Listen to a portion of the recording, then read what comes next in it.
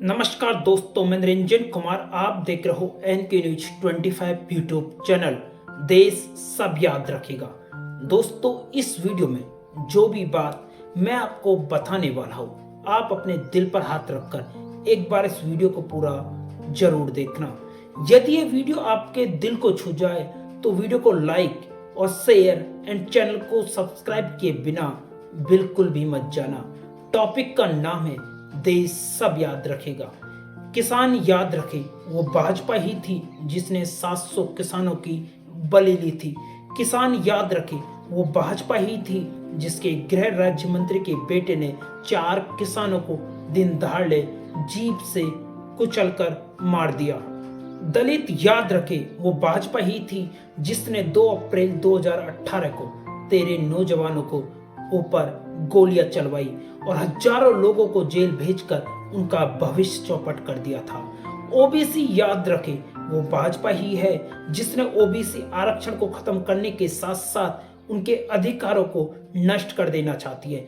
व्यापारी याद रखे, वो भाजपा ही है जिसने नोटबंदी करके काला धन लाने के नाम पर छोटे और बड़े व्यापारियों के रोजगारों पर ताले लगवाए हैं। देश के नौजवान याद रखे, किस तरीके से आप रेलवे भर्ती के नाम पर रोजगार मांग रहे थे।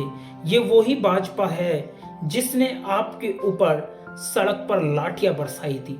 देश के नौजवान याद रखे, किस तरह पीएसयू को पूंजीपतियों के हाथों में बेचा जा रहा है और आपको रोजगार के नाम पर मिला क्या पिछले 10 सालों से।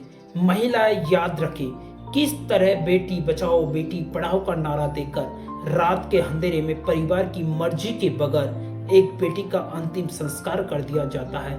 वो करने वाली और कोई नहीं, भारतीय जनता पार्टी थी।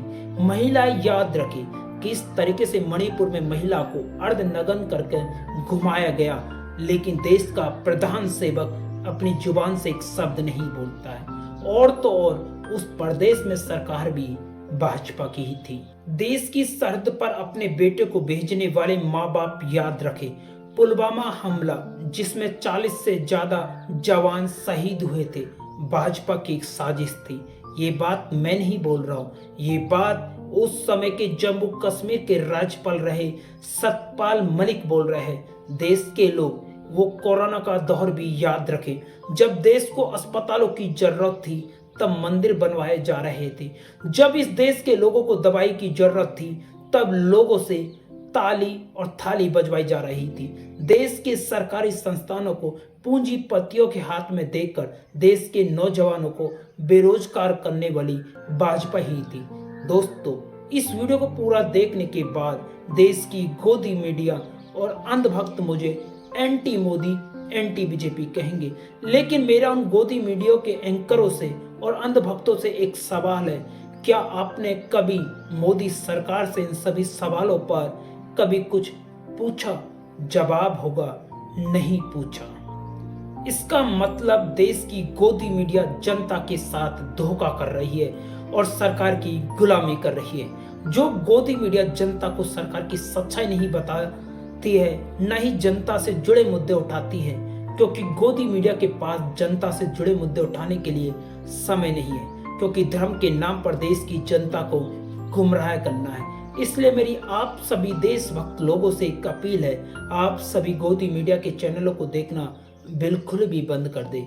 इस देश की गोदी मीडिया केवल और केवल धर्म के नाम पर लोगों को बांटने का काम कर रही है। सभी देशवासी इस बार लोकसभा चुनाव में मतदान अवश्य करें। अपनी अंतर आत्मा की आवाज से अपने पसंदीदा पार्टी के उम्मीदवार को मतदान जरूर करें। बहरहाल इस वीडियो में इतना ही। यदि आपने अभी तक एनके न्यूज 25 यूट्यूब चैनल को सब्सक्राइब नहीं किया है तो जल्दी से सब्सक्राइब कीजिए, साथ के साथ बेल आइकन प्रेस करिए, जिससे आपको हर अपडेट सबसे पहले प्राप्त हो सके। अंत तक वीडियो देखने के लिए आपका बहुत बहुत धन्यवाद। जय हिंद, जय भारत।